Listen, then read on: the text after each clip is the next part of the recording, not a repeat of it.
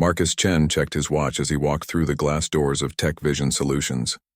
It was exactly 10 minutes before his scheduled interview time. He believed in being early but not too early.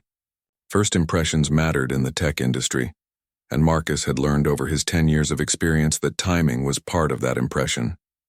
The building was impressive. Glass and steel stretched up toward the California sky. Inside, the lobby had white marble floors and modern furniture that looked expensive but not comfortable. A large logo hung on the wall behind the reception desk. Tech Vision Solutions had been around for 15 years and had made a name for itself in cloud computing services. Marcus wore his best navy suit and carried a leather folder with extra copies of his resume. He had prepared for this interview like he prepared for everything in his life, thoroughly and carefully. This was the final round of interviews. He had already passed 3 other rounds over the past month: phone screening, technical assessment, video interview with the engineering team. Everyone had been impressed with his background, and his background was impressive. 2 degrees from MIT, 1 in computer science and another in software engineering. 10 years of work experience at top companies, 3 patents in cloud computing technology. He had led teams of engineers. He had built systems that handled millions of users. His references were strong. His portfolio was stronger. The recruiter who had contacted him on LinkedIn had been excited. Her name was Sarah, and she had sent him long emails about how perfect he would be for the role. Senior software architect. The position paid well and came with stock options. The role involved leading a new division focused on artificial intelligence integration. It was exactly the kind of challenge Marcus wanted. "I'm here for an interview with Brad Whitmore and Jennifer Hastings," Marcus told the receptionist. She smiled and asked him to sign in. He wrote his name carefully in the visitor log and clipped the guest badge to his jacket pocket. "They'll be with you shortly. You can wait here," the receptionist said, pointing to the seating area. Marcus sat down and pulled out his phone. He reviewed his notes one more time. He had researched both interviewers on LinkedIn. Brad Whitmore was the senior talent acquisition manager. He had been with Tech Vision for 8 years. Jennifer Hastings was the director of people operations. She had joined the company 5 years ago from another tech firm in San Francisco. 20 minutes passed. Marcus wasn't worried. Interviews often started late. He watched employees walk through the lobby. Most of them were young and white or Asian. He saw one black woman who smiled at him as she passed. The company's website had shown diverse photos, but those were probably stock images. Marcus had seen that trick before. His phone buzzed. An email from Sarah, the recruiter who had been his main contact. "Good luck today. Brad and Jennifer are great. You're going to love them." Marcus smiled and sent back a quick thank you. Finally, a tall white man with blonde hair appeared in the lobby. He wore khakis and a button-down shirt with the sleeves rolled up. Silicon Valley casual. "Marcus?" he called out, looking around the lobby. His eyes passed over Marcus once before coming back. "Yes, that's me," Marcus said, standing up and extending his hand. The man's smile faltered for just a second, less than a heartbeat, but Marcus saw it. He had seen that look before. That moment of surprise. That flash of something in the eyes. "I'm Brad Whitmore. Welcome to Tech Vision." His handshake was firm but brief. "Follow me. Jennifer is waiting in the conference room." They walked through corridors with glass walls. Marcus could see into offices and meeting rooms. People sat at computers or talked in small groups. Brad didn't make small talk as they walked. No comments about the weather or Marcus's drive to the office. No friendly questions about his current role. Just silence. The conference room was on the 3rd floor. It had a long table and comfortable chairs. Windows looked out over the parking lot. A woman sat at the far end of the table. She had dark hair pulled back in a tight bun and wore a gray blazer. She was typing on her laptop and didn't look up when they entered. "Jennifer, this is Marcus Chen," Brad said. Jennifer looked up and her expression changed. The same flash Marcus had seen in Brad's eyes. Surprise, confusion. Something else he couldn't quite name but had felt many times in his career. "Oh," Jennifer said. Just that one word. She recovered quickly and smiled, but it didn't reach her eyes. "Hello, Marcus. Please, sit down." Marcus chose a seat in the middle of the table. Brad sat across from him. Jennifer stayed at the end, creating a triangle. Marcus put his folder on the table and clasped his hands. He kept his expression neutral and professional. "So," Brad said, looking at a paper in front of him. Marcus recognized it as his resume. Marcus Chen. That's an interesting name. My father is Chinese American and my mother is African American, Marcus explained. He had answered this question 1,000 times. Ah, Brad said, nodding slowly. And you went to MIT? Yes, I earned 2 degrees there. Computer science and software engineering. Jennifer was watching him carefully. And those degrees, you completed them when? I finished my bachelor's in 2013 and my master's in 2015, Marcus said. These facts were clearly written on his resume. Why was she asking? Interesting, Jennifer said, making a note on her laptop. And you're sure you understood the job description for this role? It's a senior-level position, very demanding. Marcus felt something shift in the room. The air got colder. He had been in enough interviews to know when something was wrong. This was wrong. Yes, I understand the role completely. I've held similar positions at my previous companies. In fact, I've led teams of up to 30 engineers. Brad leaned back in his chair. Teams of 30? That's quite a lot. And they all reported to you directly? Some directly, others through team leads. It's a standard structure for enterprise software development. Sure, Brad said, but his tone suggested he didn't believe it. And Sarah contacted you about this role? Yes, she reached out to me on LinkedIn about 6 weeks ago. Jennifer and Brad exchanged a look. Marcus saw it clearly. A look that said something without words. A look that made him understand exactly what was happening. Well, Jennifer said, her voice taking on a different tone. Something condescending. Something that made Marcus's jaw tighten. Why don't we start with some basic questions, just to make sure we're all on the same page? Marcus had 2 master's degrees from one of the best schools in the world. He had 10 years of experience. He had 3 patents. And they were about to give him basic questions. He took a slow breath and nodded. Of course. But inside, Marcus was already switching modes. He wasn't just a candidate anymore. He was an observer. He was documenting. Because he knew exactly what was happening in this conference room, and he knew that Brad Whitmore and Jennifer Hastings had just made the biggest mistake of their professional lives. They just didn't know it yet. The first question came from Brad. He crossed his arms and leaned back in his chair like he was doing Marcus a favor by being there.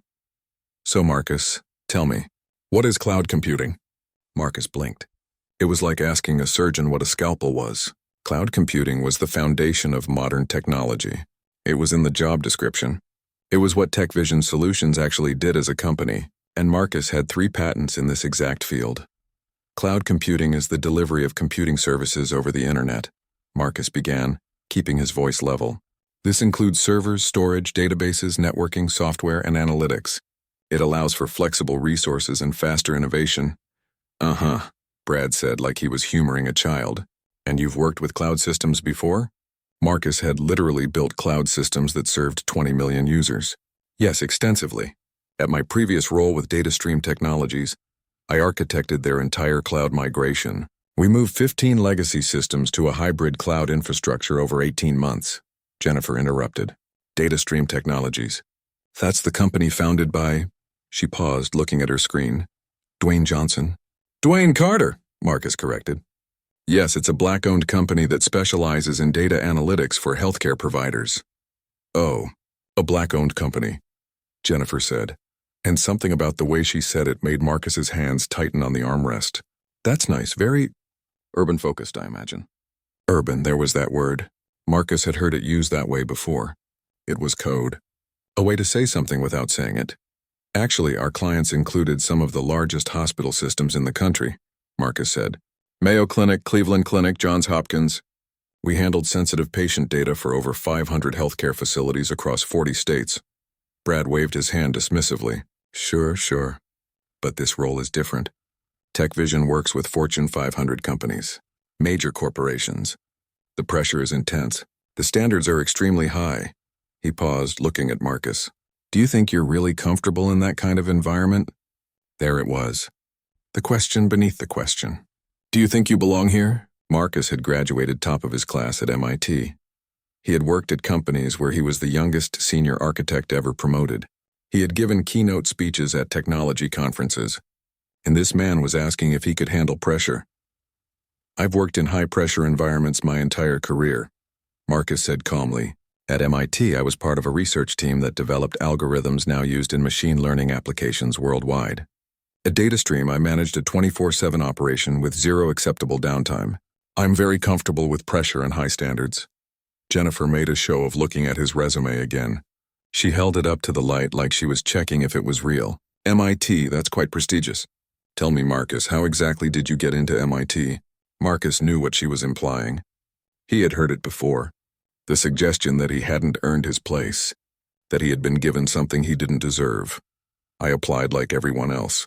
I had a perfect SAT score, a 4.2 GPA from a magnet school in Boston, and I had already built 3 mobile applications that had been downloaded over 1 million times. A 4.2. That's interesting, Jennifer said, not sounding interested at all. And you're sure those applications were yours? You built them yourself? Marcus felt heat rising in his chest. Yes, I started coding when I was 12. By the time I was 16, I had my own small business developing apps for local companies. How enterprising, Brad said, but his tone was mocking. And at MIT, did you take advantage of any special programs? Any diversity initiatives? There it was. Out in the open now. They weren't even trying to hide it anymore. I received an academic scholarship based on merit, Marcus said, his voice harder now. Full ride. Top 5% of my class. I also worked as a teaching assistant for advanced algorithms and data structures. Jennifer and Brad exchanged another look. That same look, like they were sharing a private joke. Marcus, let me be direct with you, Brad said, leaning forward. This position requires someone who can hit the ground running.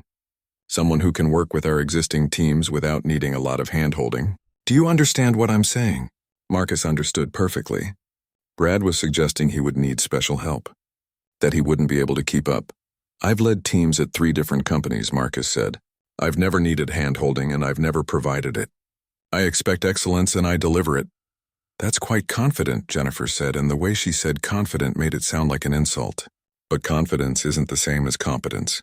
We need to make sure you're actually capable of doing this job. Marcus had been capable of doing jobs more complex than this since he was 25. He had mentored engineers who now worked at Google and Facebook. He had solved problems that these 2 people probably couldn't even understand.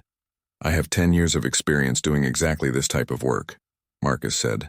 My resume and references speak for themselves. References can be generous, Brad said, especially from smaller companies. Companies that maybe don't have the same standards as we do here. Smaller companies. DataStream Technologies had 1,200 employees and $70 million in annual revenue. But Brad had called it small, because the founder was black, because it didn't fit his narrow definition of what a real tech company looked like. Jennifer picked up where Brad left off. And your patents. These 3 patents you list. Can you explain those to me? In simple terms, Marcus had explained these patents to journalists, to investors, to conference audiences. But now he had to prove they were real. The first patent involves a method for distributed data processing that reduces latency by 40%, Marcus began. The second covers an encryption protocol for secure cloud storage. The third is a load balancing algorithm that optimizes server resources during peak usage times. Jennifer said, like she understood when Marcus could tell she didn't. And you came up with these yourself? I was the lead inventor on all 3. I worked with teams, but the core concepts were mine. Interesting, Brad said again. That word. Interesting. He kept saying it, but never explaining what was so interesting. The interview continued like this for another 30 minutes. Every answer Marcus gave was questioned. Every achievement was doubted. They asked him to explain basic concepts over and over. They interrupted him mid-sentence. They talked over him like he wasn't there. Jennifer asked where he was really from. When Marcus said Boston, she asked where his family was from before that. When he said his mother's family had been in America for generations and his father's family came from Taiwan, she nodded like that explained something. Brad asked if Marcus would be comfortable working with their teams. When Marcus asked what he meant, Brad said the teams were very collaborative and not everyone fits that culture. The implication was clear. You might not fit here. They asked about his hobbies. When Marcus mentioned he played basketball, Brad and Jennifer smiled at each other. Of course he plays basketball, their expressions said. How predictable. When Marcus mentioned he also played chess and had a tournament rating, Brad looked skeptical. Chess, really? What's your rating? 2,200. I play in national tournaments. Huh, was all Brad said. Like even this achievement must be fake. The hostility in the room was thick now. Marcus could feel it pressing on him from all sides. Every question was designed to make him feel small. Every response was met with doubt. They were enjoying this. He could see it in their smirks, in the way they kept looking at each other. Jennifer glanced at her watch. Well, we're running over time, but I think we have a good sense of who you are, Marcus, who you are, not what you can do. Who you are. Marcus stayed calm. His heart was beating fast, but his face showed nothing. This was not his first time dealing with people like Brad and Jennifer, but it was the first time he had the power to do something about it. Before we finish, Marcus said quietly, I have one question for you both. Brad laughed. Actually laughed. Sure, shoot. Though we're really the ones who should be asking the questions, don't you think? Jennifer smiled. That cold smile that never touched her eyes. Go ahead, Marcus. What's your question? Marcus looked at both of them. He took his time. He wanted to see their faces clearly for what came next. Can you tell me about the federal discrimination lawsuit filed against TechVision Solutions last year? Marcus asked. Case number CV 2023-4782. Is it still active? The room went silent. Completely silent. Marcus could hear the air conditioning humming. He could hear someone walking in the hallway outside. He could hear Brad's breathing change. I'm not sure what you're talking about, Jennifer said. Her smile was gone. Her face had gone pale. The lawsuit filed by 3 former employees regarding discriminatory hiring practices, Marcus continued. His voice was still calm, still professional. It alleges a pattern of racial bias in your recruitment process. I believe it's still in the discovery phase. Brad's mouth opened, but no sound came out. He looked at Jennifer. Jennifer looked at the table. I'm also curious about the EEOC complaint filed 6 months ago, Marcus said. Case number EEOC 2024-1158. Are either of you named in that complaint? Brad found his voice. I don't know where you're getting this information, but... Public records, Marcus said simply. Federal court filings are public. EOC complaints are documented. I'm just curious about their status, and whether what happened in this room today might become part of the evidence. Jennifer's hand was shaking slightly as she closed her laptop. I think this interview is over. I agree, Marcus said, standing up. He picked up his folder. Thank you for your time. He walked to the door, then paused and turned back. Brad and Jennifer were both staring at him like they had seen a ghost. One more thing, Marcus said. You might want to review your interview procedures. What happened here today violated about 7 different employment laws, but I'm sure your legal team will explain that to you soon. He left the conference room and walked back through the glass corridors. His heart was pounding now. Not from fear, from satisfaction. He had them, and they knew it. Marcus sat in his car in the TechVision parking lot. He didn't start the engine right away. Instead, he pulled out his phone and opened the voice recording app. The recording had stopped automatically when he left the building. 62 minutes of audio. Every word. Every condescending question. Every discriminatory comment. He sent the file to a secure cloud backup, then attached it to an email. The email went to Rebecca Martinez, senior partner at Martinez & Associates, a law firm that specialized in employment discrimination cases. Marcus had worked with Rebecca before. Not as a job candidate, as an expert witness. That was the part Brad and Jennifer didn't know. That was the information that would change everything. Marcus Chen wasn't just a software architect with an impressive resume. He was also a consulting expert who helped lawyers identify discriminatory hiring practices.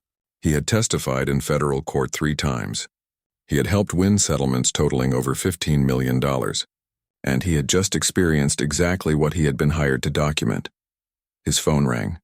Rebecca's name appeared on the screen. I got your email, Rebecca said without saying hello. Tell me you got everything, every word. Crystal clear audio? They didn't hold back, Rebecca. It was worse than I expected. Good. I mean, not good for them. Good for the case. Walk me through it. Marcus described the entire interview while his memory was fresh. The questions about his MIT degrees being legitimate, the implications that he benefited from diversity programs, the way they called data stream technologies urban-focused, the doubts about his patents, the suggestion that he wouldn't fit their culture, the basketball comment. Rebecca was quiet for a moment after he finished. They really said all that? And more. I stayed professional the whole time. Answered every question. Gave them nothing to use against me. They dug their own grave. And the federal lawsuit? You asked them about it? Their faces were perfect. Pure panic. Brad tried to deny knowing about it. Jennifer couldn't even speak. Rebecca laughed, but it wasn't a happy sound. They're going to have a very bad day when they realize what happened. Probably a very bad week. Possibly a very bad rest of their lives. What's next? Marcus asked. I need to prepare the documentation. Your recording, your written report, and the comparative analysis. You remember the other candidates who interviewed with them? Marcus did remember. That was part of why he was there. 2 weeks ago, TechVision had interviewed 2 other candidates for the same position. Michael Peterson, a white man with 7 years of experience and 1 degree from a state university, and David Kim, an Asian American man with 8 years of experience and a degree from UC Berkeley. Both had interviewed with Brad and Jennifer. Both had recorded their interviews with permission from Rebecca's firm. Both had been treated completely differently than Marcus. Michael Peterson had been asked about his hobbies and interests, about his vision for the role, about his leadership style. Not one question about whether his degree was legitimate. Not one doubt about his experience. The interview had lasted 45 minutes and ended with Brad saying, I think you'd be a great fit here. David Kim had been asked technical questions, but also treated with basic respect. No one questioned whether his degree was real. No one suggested he might not be comfortable in a high-pressure environment. The interview had lasted 50 minutes and ended with Jennifer saying, we'll be in touch soon about next steps. Marcus had been treated like he didn't belong there from the moment Brad saw him in the lobby. I remember, Marcus said. The difference in treatment was obvious. That's what makes this case so strong. Same job, same interviewers. Different treatment based on race. It's textbook discrimination. Marcus started his car and pulled out of the parking lot. In his rearview mirror, he could see the TechVision building growing smaller. Inside that building, Brad and Jennifer were probably having a very different conversation right now. How long before they realize what happened? Marcus asked. Could be hours. Could be days. Depends on how paranoid they are and how fast they move. But once our formal complaint hits their legal department, everything will move quickly. And the other plaintiffs, the employees who filed the original lawsuit, they're going to be very happy. Your interview adds weight to their claims. Shows a pattern. Shows that this wasn't just isolated incidents but systematic bias in the hiring process. Marcus drove in silence for a few minutes, processing everything. This wasn't his first time doing this work, but it never got easier. Every time he had to sit through the humiliation. Every time he had to keep his face neutral while people insulted his intelligence and questioned his achievements. Every time he had to be perfect while others were allowed to be prejudiced. But every time there was justice at the end. There's something else, Marcus said. During the interview, I looked around. I saw the building, the employees. Rebecca, that company is not diverse. At all. We know. That's part of the original lawsuit. Out of 200 employees, less than 5% are black. Less than 3% are Hispanic. For a Silicon Valley tech company in California, those numbers are suspicious. It's not suspicious if you have recruiters like Brad and Jennifer making the hiring decisions, Marcus said. Exactly. And that's what we're going to prove. Marcus pulled onto the highway. Traffic was light for mid-afternoon. He thought about Brad and Jennifer sitting in that conference room, probably still in shock. He wondered if they understood yet. Probably not. People like that rarely understood until it was too late. You know what the worst part was? Marcus said. They enjoyed it. You could see it in their faces. They thought they were putting me in my place. They thought they were protecting their company from someone who didn't belong. They thought they were the heroes of their own story. They always do, Rebecca said softly. That's why this work matters, Marcus.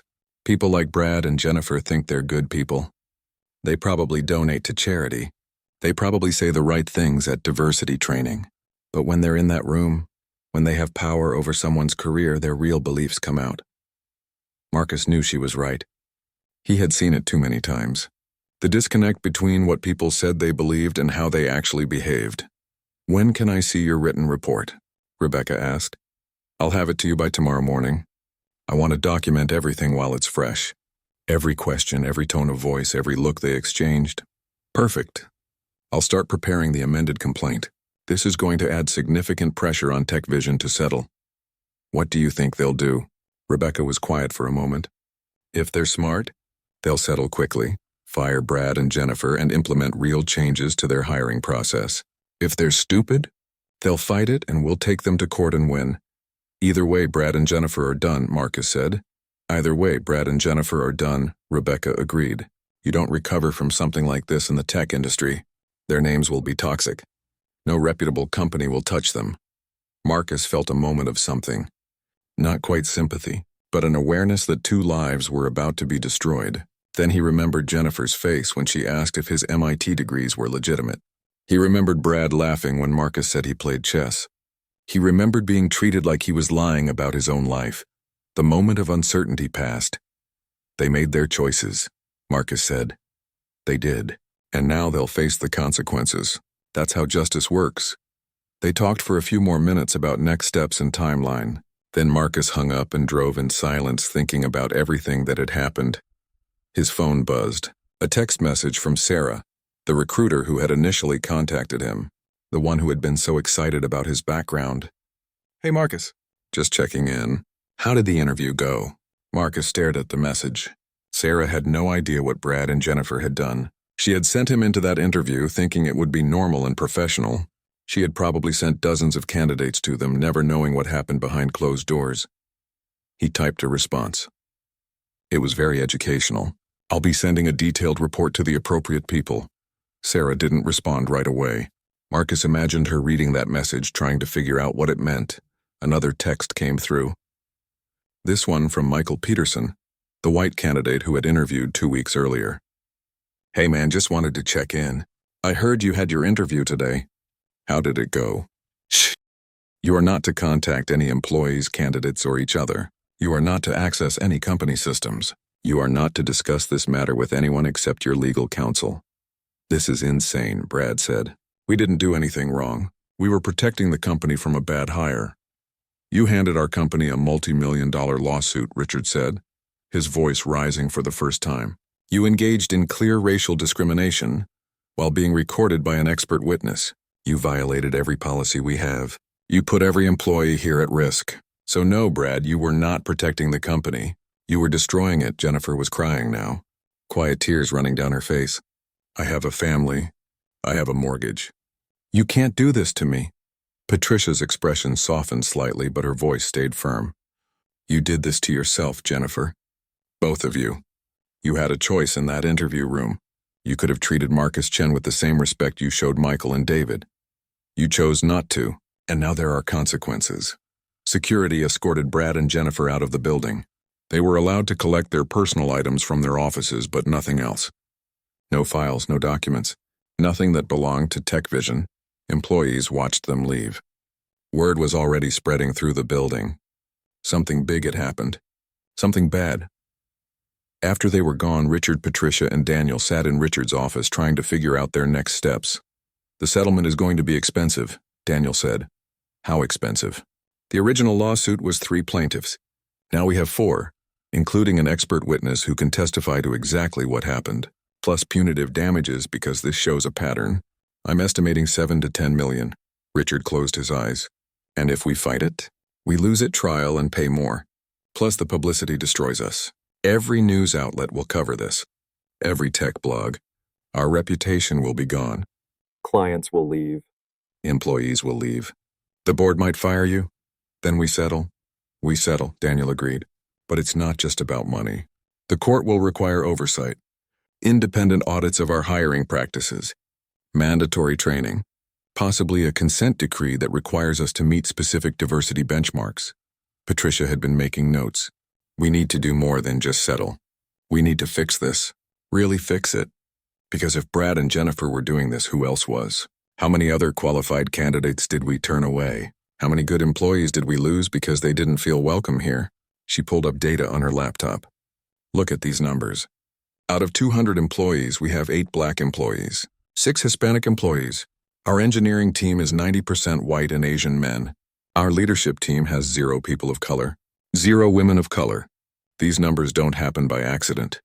They happen when people like Brad and Jennifer are making the hiring decisions, Richard said. Exactly. And we let them. We gave them power, and we didn't check how they were using it. We looked at their hiring numbers and thought everything was fine. We didn't look at who they were hiring and who they were rejecting. Daniel was already drafting the settlement proposal. We're going to need outside help. A consulting firm that specializes in diversity and inclusion. Someone who can audit our entire process and help us rebuild it. Do it, Richard said. Whatever it costs. I want real change, not just the appearance of change. I want us to be the company we claim to be in our mission statement. Patricia nodded. I'll start making calls. And Richard, we should reach out to Marcus Chen, the man who's suing us, the man who exposed a problem we needed to know about.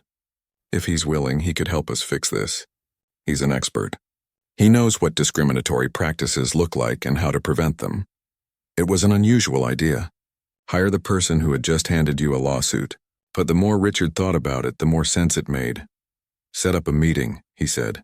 Let's see if he's interested. Over the next week, the investigation continued. Patricia interviewed dozens of employees. She reviewed 3 years of hiring data. She looked at promotion patterns, pay equity, and retention rates for employees of color. The picture that emerged was damning. Brad and Jennifer had rejected 47 qualified candidates of color over the past 3 years. They had hired 32 less qualified white candidates in the same period. They had written evaluation notes that used coded language, cultural fit concerns, communication style issues. Not quite right for our environment, all code for the same thing. Patricia also found that 5 employees of color had left the company in the past 2 years. All 5 had mentioned feeling unwelcome in their exit interviews. All 5 had mentioned Brad or Jennifer specifically. But no one had connected those dots. No one had seen the pattern. Until Marcus Chen walked into that interview room with a recording device and expert knowledge of what discrimination looked like. The settlement was finalized 2 weeks later. $7.5 million. Independent oversight for 3 years. Mandatory training for all employees. A commitment to increase diversity in hiring and promotion. And a public statement acknowledging that discrimination had occurred and would not be tolerated. Brad Whitmore and Jennifer Hastings were officially terminated for cause. No severance. No recommendations. Their careers in tech recruiting were over. The news spread through Silicon Valley like wildfire. It started with a blog post on a tech news site. Tech Vision Solutions settles discrimination lawsuit for $7.5 million.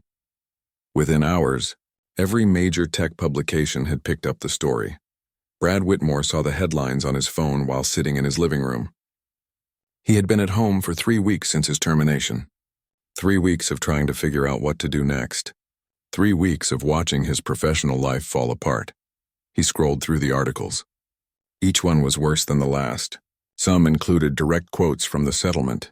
Others included anonymous interviews with former Tech Vision employees who shared their own experiences with Brad and Jennifer. A few mentioned Brad and Jennifer by name. His phone buzzed. A text from his wife, Lauren. Have you seen the news? My boss wants to talk to me tomorrow. Lauren worked in human resources at another tech company, a smaller company but well-respected. She had gotten the job partly because of Brad's reputation in the industry. That reputation was now toxic. Brad tried to call her, but she didn't answer. He sent a text. It's going to be fine. This will blow over, but he didn't believe it, and neither did Lauren. Jennifer Hastings was having an even worse day. She had been trying to find a new job for 3 weeks. She had sent out 47 applications. She had gotten 2 responses. Both were rejections. Her name was too well known now. The lawsuit had been covered extensively, and although the settlement documents didn't name Brad and Jennifer specifically, people in the industry knew who they were. LinkedIn messages had confirmed it. Warnings being passed around HR groups. Don't hire Jennifer Hastings or Brad Whitmore from Tech Vision. Discrimination case.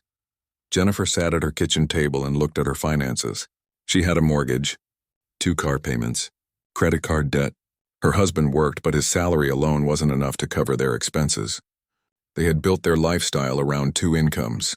Now she had nothing. She had tried to explain what happened to her professional network. She sent messages to former colleagues and friends in the industry. The lawsuit is overblown. We were just doing our jobs. The candidate was not qualified, but no one wanted to hear it. The recording was too clear. The evidence was too strong. and everyone in HR knew that "not qualified" was often code for discrimination. One former colleague had responded, "Jennifer, I listened to parts of the recording that were leaked. You asked that man if his MIT degree was real. You called his company urban-focused with obvious disdain. You treated him like he was lying about his entire career. That's not just doing your job, that's discrimination, and I can't be associated with it.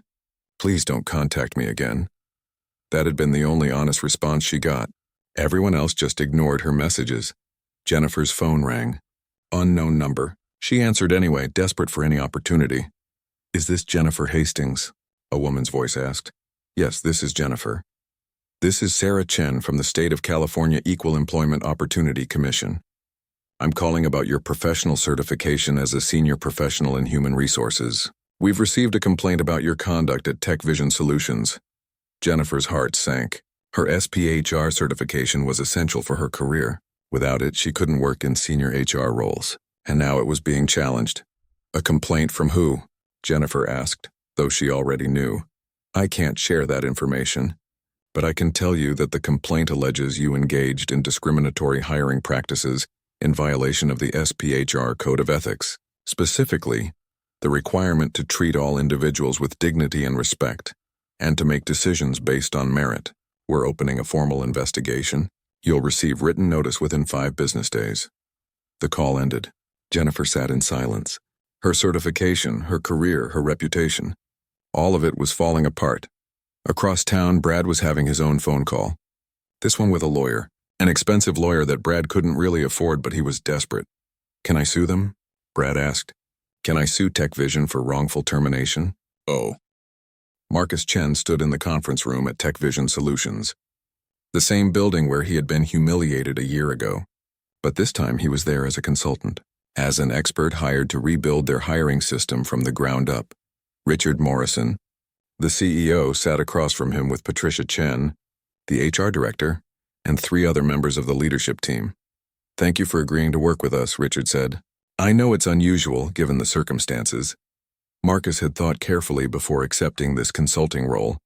Part of him wanted nothing to do with Tech Vision, but another part of him saw an opportunity, a chance to create real change instead of just documenting problems.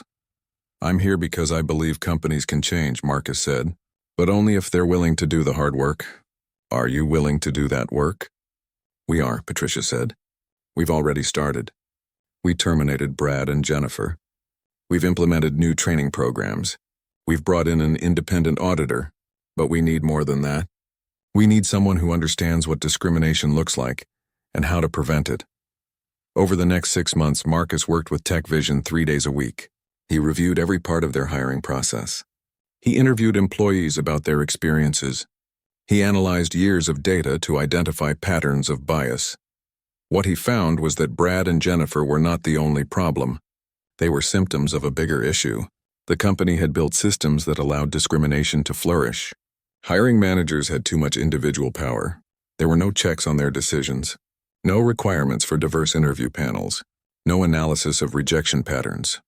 Marcus helped them redesign everything. Every interview now had to include at least 3 people from different backgrounds. Every hiring decision required written justification based on specific qualifications. Every quarter, an independent firm analyzed their hiring data to look for patterns of bias. They also created new training, not the usual hour-long session that everyone forgot immediately. Real training that lasted days and included difficult conversations about bias, privilege, and discrimination. Marcus led some of those training sessions himself. He told his story. He played the recording of his interview with Brad and Jennifer. The room was always silent when that recording played. Some people cried. Others got angry. Everyone learned. "This is what discrimination sounds like," Marcus would say after the recording ended. "It's not always obvious. It's not always intentional. But it's still discrimination. And it destroys lives and careers and companies." The changes were not easy. Some employees resisted. Some claimed that the new processes were too complicated or slowed down hiring. Marcus was firm with them. "Would you rather have a slower process or another lawsuit?" he asked one resistant manager. "Would you rather spend time on thorough interviews or spend time in court?" The manager had no good answer to that. Slowly, the company changed. New employees were hired. The demographics started to shift.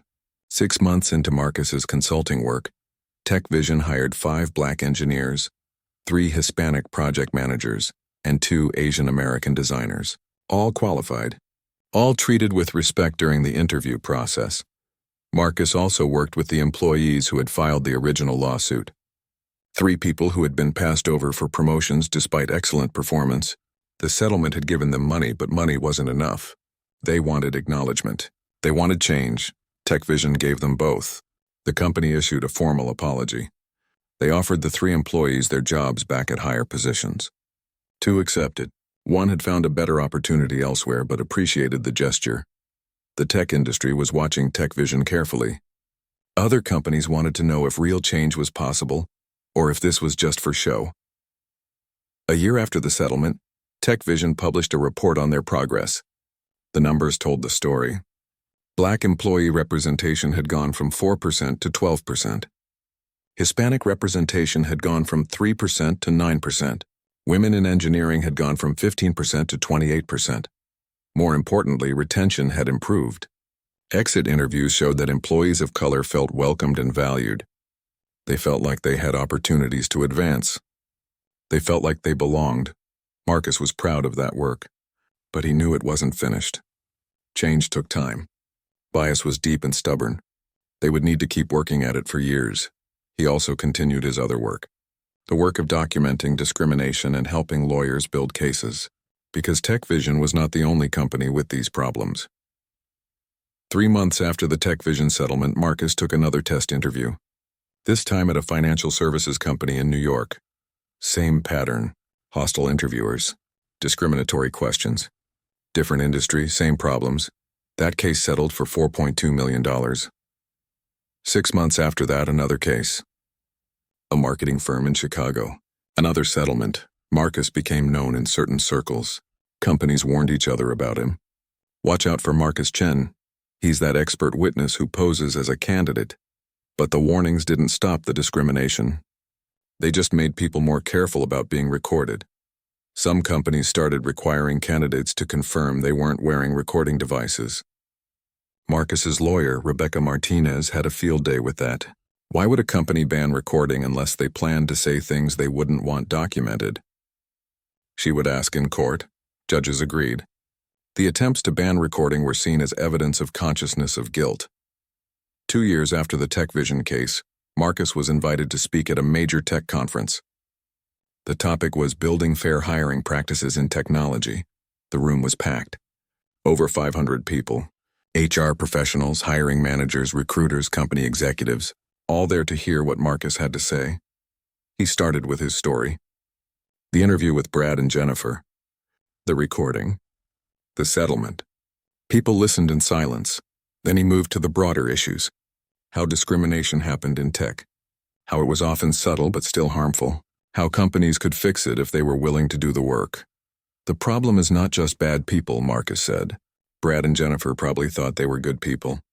They probably thought they were protecting their company, but they had biases they never examined.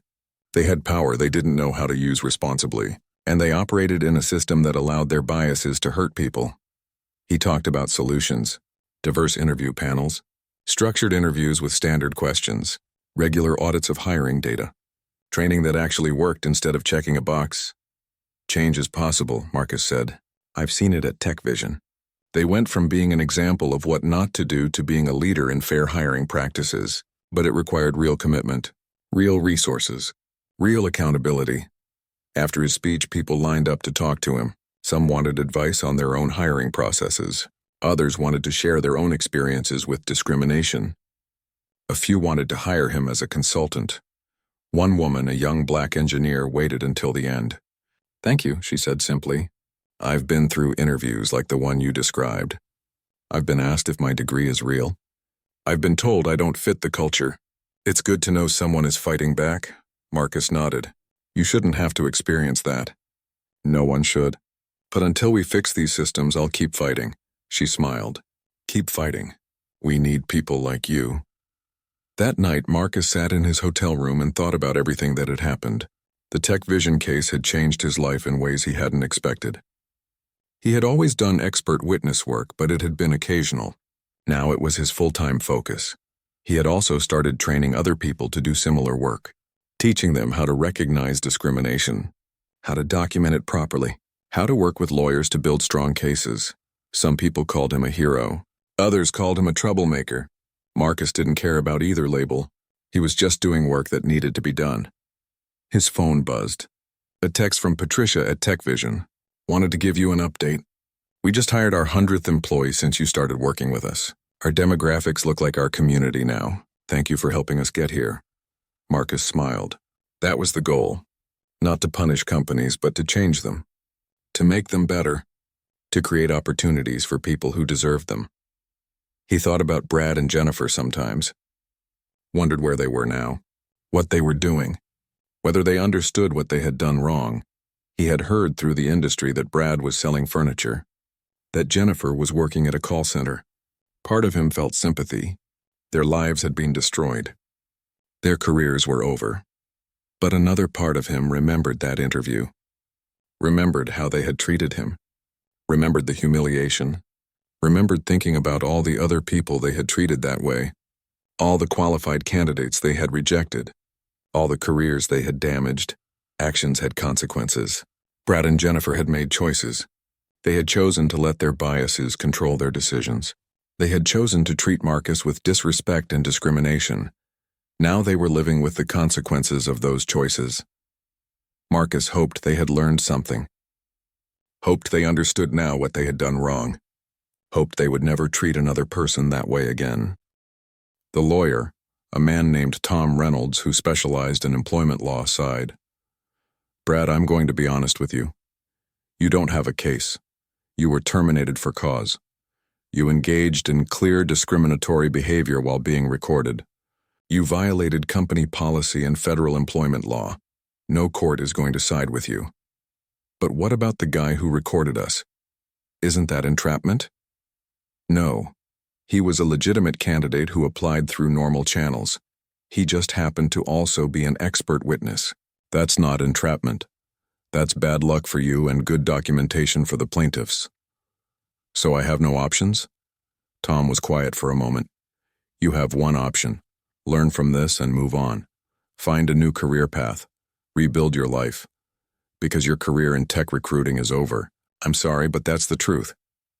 Brad hung up without saying goodbye. He threw his phone across the room. It hit the wall and the screen cracked. Lauren came home an hour later. Her face told Brad everything he needed to know before she said a word. They asked me to resign, she said quietly. My boss said that having me on staff was creating concerns with employees. People are uncomfortable. They're worried about my judgment because of who I'm married to.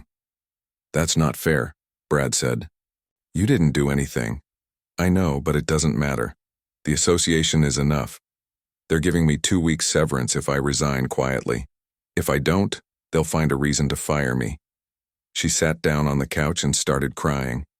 Brad tried to comfort her, but she pulled away. How did you let this happen? She asked. How did you throw away everything we built? I was just doing my job, Brad said, but even he didn't believe it anymore. Your job was to hire qualified people. That man had degrees from MIT. He had 10 years of experience.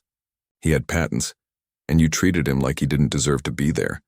You treated him like that because he was black, Brad. Don't lie to me. I've heard the recording. Brad didn't have an answer. He had listened to the recording too, after it had been leaked to tech blogs. Hearing his own voice saying those things had been shocking. He hadn't realized how bad it sounded. In the moment, it had felt like he was just being thorough, just protecting his company from a bad hire. But listening to it played back, with no context except his own words, he heard what everyone else heard: discrimination, bias, racism. I didn't mean it that way, he said weakly. Then how did you mean it? Lauren asked. Because I can't figure out any other way to interpret asking someone if their MIT degree is real. She stood up. I'm going to stay with my sister for a while. I need to think about things, about us, about whether I want to be married to someone who does this kind of thing. Lauren, please. But she was already walking to the bedroom to pack a bag. Meanwhile, the tech community was having its own reckoning. The TechVision case had sparked conversations about discrimination in hiring across the industry. Online forums were full of stories from people of color who had experienced similar treatment in interviews. "This happened to me 3 times last year," one person wrote. "Interviewers questioning my degree, asking if I was really the lead engineer on projects I listed. It's exhausting having to prove you're qualified while everyone else is just assumed to be competent. I've been asked where I'm really from in every interview I've had," another person shared. "I was born in Ohio, but because of my name and appearance, people assume I'm foreign. It's coded racism." Companies started reviewing their own hiring practices. HR departments examined interview notes and hiring patterns. Some found similar problems. Others claimed they were different, that they would never allow this to happen. But everyone in the industry knew the truth. What happened at TechVision wasn't unique. It was just the case that got documented. 2 months after the settlement, Brad and Jennifer's professional consequences became fully clear. Brad had applied for 37 positions. He had gotten 0 interviews. His name was now known throughout the tech recruiting world. When HR departments Googled him, the first page of results was all articles about the TechVision discrimination case. He tried using a different name on applications, just his middle name and last name instead of Bradford Whitmore. It didn't work. Background checks revealed his employment history, and his employment history led back to TechVision and the scandal. He finally found work at a small sales company outside the tech industry. The pay was less than half what he had made at TechVision. The work was boring and repetitive, but it was something. It was income. Lauren had filed for divorce. She told Brad that she couldn't stay married to someone who represented everything she stood against. She worked in HR because she believed in fair treatment and equal opportunity. Being married to someone who had been fired for discrimination made that impossible. Jennifer had it worse. Her SPHR certification was revoked after the EEOC investigation. The board found that she had violated multiple sections of the ethical code. Without the certification, she couldn't work in senior HR roles. She applied for lower-level positions: administrative assistant, office manager, customer service representative, anything to pay her bills, but even those jobs were hard to find. Google searches revealed who she was. Some hiring managers confronted her directly in interviews. "You're the person from that TechVision case, aren't you?" one interviewer asked. Jennifer tried to explain, tried to say it was a misunderstanding, but the interviewer just shook their head. "We can't hire you. Even if you're qualified, which I'm not convinced you are, we can't take the risk. What if you discriminate against our employees? What if we get sued because we hired you? I'm sorry, but this interview is over." Jennifer's husband, Robert, tried to be supportive, but the financial stress was destroying their marriage. They had to sell their house and move into a small apartment. They sold one of their cars. They cut every expense they could. Robert worked long hours to make up for Jennifer's lost income, but he was exhausted and resentful. He hadn't done anything wrong, but his life had been turned upside down because of Jennifer's choices. "I told you that interview sounded bad when you described it to me," Robert said during an argument. "I told you that asking about his degree was inappropriate, but you said I didn't understand how recruiting worked." "I thought I was doing the right thing," Jennifer said. "I thought I was protecting the company." "From what? From hiring a qualified black man? Is that what you were protecting them from?" Jennifer didn't have an answer. The consequences rippled out even further. Brad's parents stopped talking to him. They had always been proud of their son's success in Silicon Valley. Now they were ashamed. His mother told him she couldn't understand how she had raised someone who would treat people that way. Jennifer's sister, who had let her stay during the separation from Robert, eventually asked her to leave. "My kids are old enough to Google your name," she said. "They're asking questions I don't know how to answer. Questions about why their aunt was fired for racism. I can't have that in my house." Professional organizations dropped both of them from membership. Networking groups blocked them. Former colleagues unfriended them on social media or blocked their messages. They had become pariahs, warnings to others. Examples of what happens when discrimination is documented and exposed. A year after the interview, Brad was working at a furniture store. He sold couches and dining room tables to suburban families. It was honest work, but it was far from the prestigious career he had built. He thought about that interview often, replayed it in his mind, wondered at what point he could have made a different choice. When he first saw Marcus in the lobby and felt that flash of surprise, when Jennifer suggested giving him basic questions, when he questioned Marcus's degree, there had been so many moments when he could have stopped. So many chances to treat Marcus with basic respect and professionalism, but he hadn't taken any of them. Jennifer was working at a call center. She answered customer service complaints for an insurance company, 8 hours a day of people yelling at her about their bills. It was draining and thankless, but it paid enough to cover her share of the rent in the small apartment she now shared with a roommate. Robert had filed for divorce 6 months earlier.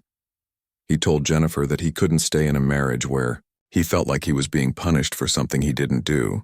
The divorce was finalized in 3 weeks. Jennifer had lost everything: her career, her marriage, her home, her professional reputation, her sense of who she was, all because of 62 minutes in a conference room, all because she and Brad had treated Marcus Chen like he didn't belong there, all because they had let their biases control their decisions instead of evaluating a candidate based on his qualifications. The worst part, Jennifer realized in quiet moments, was that Marcus had been more qualified than most people they had hired. His resume was spectacular. His experience was exactly what TechVision needed. He would have been an excellent employee. But they had never given him a chance. They had decided who he was the moment they saw him, and that decision had destroyed their lives. Michael was part of the investigation too. He had agreed to share his interview recording to show the different treatment. He was a good guy. He had been offered the job at TechVision and turned it down after learning about the lawsuit. He didn't want to work for a company that discriminated. It went exactly as expected, Marcus typed back. They showed their true colors. Rebecca has everything she needs. Good. Those two deserve whatever's coming to them. Nobody should be treated the way they treated you. Marcus appreciated that. Michael could have stayed silent. He could have taken the job and pretended nothing was wrong. Instead, he had chosen to be part of the solution. Traffic picked up as Marcus got closer to his apartment in San Francisco. He thought about what would happen next. Rebecca would file the amended complaint. TechVision's legal team would receive it. They would investigate. They would interview Brad and Jennifer. They would listen to the recording, and then everything would fall apart for the two recruiters. Marcus parked in his building's garage and took the elevator up to his floor. His apartment was small but comfortable. Expensive because everything in San Francisco was expensive, but it was home. He made coffee and sat down at his desk. He opened his laptop and started writing his report. Every detail, every moment. He described Brad's face in the lobby when he first saw Marcus. Jennifer's questions about his MIT degrees, the way they exchanged looks, the condescending tone, the implications that he didn't belong. He wrote for 3 hours, stopping only to refill his coffee. When he finished, the report was 12 pages long, detailed, precise, damning. He attached it to an email to Rebecca, along with the audio file and his analysis of how the interview compared to Michael's and David's experiences. Then he leaned back in his chair and closed his eyes. Tomorrow, the real work would begin. Rebecca would file the complaint. TechVision would respond. The investigation would start. But tonight, Marcus allowed himself to feel something he rarely let himself feel during these cases. Satisfaction. Brad and Jennifer thought they had all the power in that room. They thought they could treat him however they wanted. They thought there would be no consequences. They were about to learn how wrong they were. The email arrived at TechVision Solutions' corporate office at 9 in the morning on a Thursday. It went to 3 people: Richard Morrison, Chief Executive Officer, Patricia Chen, Chief Human Resources Officer, and Daniel Goldstein, General Counsel. The subject line was simple and terrifying. Formal complaint, employment discrimination, amended filing. Richard Morrison read it first. He was in his office on the 4th floor, drinking his second coffee of the day. He opened the attachment and started reading. By the 2nd page, his coffee was cold and forgotten. By the 5th page, he had called Patricia and Daniel to his office immediately. "We have a problem," he said when they arrived. Patricia sat down, her expression already worried. She had been expecting something like this. The original lawsuit had been bad enough. 3 former employees claiming they had been passed over for promotions because of their race. The company had been fighting it for 8 months, but discovery had revealed some uncomfortable truths about their hiring patterns. Daniel, the lawyer, took the document from Richard and started reading. His face grew darker with each page. "Tell me this isn't real," Richard said. "Tell me we didn't just hand them the perfect case." "It's real," Daniel said quietly. He had reached the part about Marcus Chen's interview. The recording, the detailed report, the comparison to other candidates. Patricia read over his shoulder. Her hand started shaking when she got to the quotes. The actual words Brad and Jennifer had said. "Oh my God," she whispered. They asked if his MIT degree was legitimate. They asked how he got into MIT? "It gets worse," Daniel said, flipping pages. They questioned his patents, called his previous company urban focused, suggested he wouldn't fit the culture, and they did all of this while being recorded.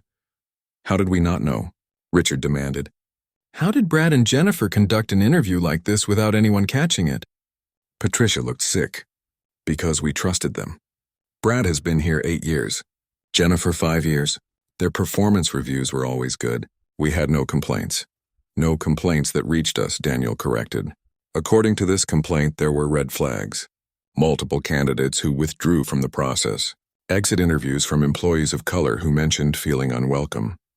We just didn't connect the dots." Richard stood up and walked to the window. His company was in trouble. Real trouble. The kind that destroyed reputations and cost millions of dollars. "Who is Marcus Chen?" he asked. Daniel flipped to the back of the document. "That's the really bad part. He's not just a candidate. He's an expert witness who specializes in employment discrimination. He's testified in federal court. He works with law firms to identify discriminatory practices. We basically invited him in and handed him evidence on a silver platter." The room was silent except for the hum of the air conditioning. "How bad is this?" Richard finally asked. Daniel took off his glasses and rubbed his eyes. "On a scale of 1 to 10, this is a 15. We have a recording of our own employees engaged in clear racial discrimination. We have a pattern showing they treated candidates differently based on race. We have an expert witness who can testify to exactly what happened. And we have this all happening while we're already defending a discrimination lawsuit. Can we fight it? We can try. But Richard, I'm going to be honest with you. If this goes to trial, we lose. A jury will hear that recording and see those comparison interviews, and they will not be sympathetic. Our best option is to settle and settle fast." Patricia had been quiet, but now she spoke up. "We need to suspend Brad and Jennifer immediately. We need to launch an internal investigation, and we need to figure out how deep this problem goes." "Agreed," Richard said. He made a decision. "Daniel, start settlement negotiations. Patricia, begin the investigation. I want to know everyone who was involved, everyone who knew, and everyone who should have known. And I want Brad and Jennifer in my office this afternoon." They moved quickly after that. Patricia called Brad and Jennifer separately and asked them to come to her office. She didn't tell them why. She just said it was urgent. Brad arrived first. He looked relaxed, like this was just another day. Patricia's assistant showed him into the conference room and asked him to wait. Jennifer arrived 10 minutes later. She looked more nervous. She had been thinking about the interview with Marcus Chen for the past 2 days. Something about it had bothered her. The way he had asked about the lawsuit at the end. The way he had known specific case numbers. When Patricia entered with Daniel and Richard, both Brad and Jennifer knew this was serious. "What's this about?" Brad asked, trying to sound casual. Richard sat down and slid a document across the table. "This is about your interview with Marcus Chen on Tuesday afternoon." Brad's face changed. Just slightly. A tightening around the eyes. "The candidate for the senior architect position?" Jennifer said. "What about it?" "What happened during that interview?" Patricia asked. Brad shrugged. "Standard interview. We assessed his qualifications and cultural fit. He wasn't right for the role." "Really?" Daniel said. He pulled out his laptop and opened an audio file. "Because I have a recording that tells a very different story." He pressed play. Brad's voice came through the speakers. "So Marcus, tell me, what is cloud computing?" Jennifer's voice. "That's nice, very urban-focused, I imagine." Brad's voice again. "The pressure is intense. The standards are extremely high. Do you think you're really comfortable in that kind of environment? Daniel let it play for 2 minutes. The color drained from Brad's face. Jennifer looked like she might be sick. Turn it off, Brad said. Daniel stopped the recording. That's just a small sample. I have 62 minutes of audio. Every question you asked, every condescending comment, every implication that Marcus Chen didn't belong there because of his race. That's not what happened, Jennifer said, but her voice was weak. We were just doing our jobs. We were assessing his qualifications. By asking if his MIT degree was legitimate, Patricia said, her voice hard. By questioning whether he actually developed his own patents. By calling his previous company urban-focused with that exact tone of voice. You don't understand, Brad said. That guy was not qualified. His resume looked good, but we needed to dig deeper. Really? Richard said. He opened a folder and pulled out 3 documents. These are the interview notes from 2 other candidates, Michael Peterson and David Kim. Both interviewed with you 2 weeks ago for the same position. Neither of them was asked if their degrees were real. Neither was questioned about their qualifications in that way. Both were treated with basic respect and professionalism. Those were different situations, Jennifer tried. Different how? Daniel asked. Different because Michael is white and David is Asian while Marcus is black? Because that's what the evidence shows. Differential treatment based on race, which is illegal. Which you both know is illegal because you've been through our mandatory training on this exact topic. Brad stood up. I want to talk to my lawyer. That's your right, Richard said. But before you go, I need to inform you that both of you are suspended effective immediately, with pay pending the outcome of our internal investigation. But even if they didn't learn, others would. Every time Marcus told this story, every time he gave a speech, every time he helped a company fix their hiring practices, he was teaching people that discrimination was not acceptable, that it would not be tolerated, that there were consequences. 3 years after the original interview, Marcus received an email. It was from a student at MIT, a young black woman who had heard his story and been inspired. I'm studying computer science, she wrote. I've been worried about entering the tech industry because I've heard so many stories about discrimination. But your story gives me hope. It shows me that people are fighting for change. It shows me that companies can get better. Thank you for your work. Marcus read the email 3 times. Then he responded, keep studying, keep building, keep believing in yourself. The tech industry needs people like you, and if you ever face discrimination, document it and fight back. Don't let anyone make you feel like you don't belong. That was the real victory, Marcus realized, not the settlements or the speeches or the consulting work. The real victory was creating a path for the next generation. Making it easier for them than it had been for him, the work was far from finished. Discrimination still happened every day in tech and every other industry. Biases still influenced decisions. Qualified people still faced barriers because of their race or gender or background. But progress was being made. Companies were changing. People were learning. The conversation had shifted and Marcus would keep fighting. Keep documenting. Keep exposing discrimination wherever he found it. Because everyone deserved a fair chance. Everyone deserved to be judged on their qualifications, not their appearance. Everyone deserved to walk into an interview and be treated with basic respect. That was not too much to ask, and Marcus would make sure people kept asking for it. The story of his interview with Brad and Jennifer became famous in certain circles. It was taught in law schools as an example of employment discrimination. It was discussed in HR training sessions as a cautionary tale. It was referenced in articles about bias in hiring. Brad Whitmore and Jennifer Hastings had wanted to protect their company from what they saw as an unqualified candidate. Instead, they had become examples of everything wrong with hiring in America. Their names would forever be associated with discrimination and bias. Tech Vision Solutions had faced a crisis that could have destroyed the company. Instead, they chose to change. 3 years later, they were held up as a model for how companies could address discrimination and build fair systems. And Marcus Chen, the candidate who had been told he didn't belong, who had been questioned and doubted and disrespected, had become a leader in the fight for fair hiring practices. One question had ended 2 careers. One interview had changed an entire company. One man's refusal to accept discrimination had created ripples throughout an entire industry, and the fight continued. Because justice required constant vigilance. Progress required constant effort. Change required people willing to stand up and say this is not acceptable. Marcus was one of those people. And he would keep standing up, keep speaking out, keep fighting, until the day when stories like his were no longer necessary, until the day when everyone could walk into an interview and be judged solely on their qualifications, until the day when respect was given freely, not fought for. That day wasn't here yet. But it was closer than it had been, and Marcus would keep working until it arrived.